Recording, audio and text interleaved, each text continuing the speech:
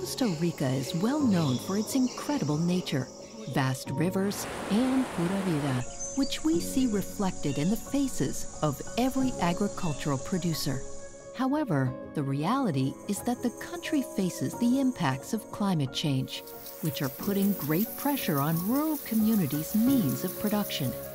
Because of this, supporting farming families in the rural communities of Cartago and Paraíso requires interinstitutional efforts like this one, which is based on the National Adaptation Plan of Costa Rica. In recent years, rainfall has decreased and droughts have increased, which has particularly affected one of the key sectors of Costa Rica's development, the agricultural sector.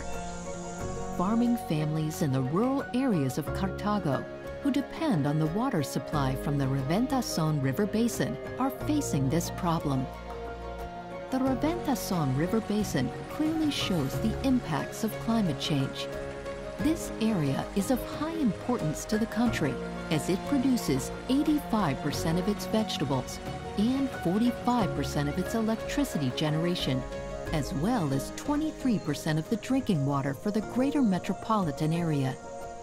This directly impacts farming families and all the people who depend on the agricultural sector for their livelihood.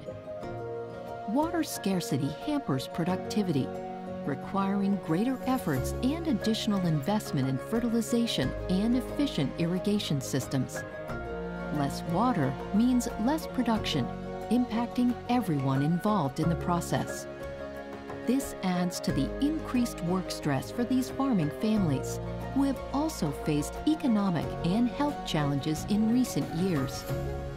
For this reason, the National Adaptation Plan Global Network is committed to supporting the implementation of the country's National Adaptation Plan to climate change by assisting the Costa Rican government in building water reservoirs on agricultural farms.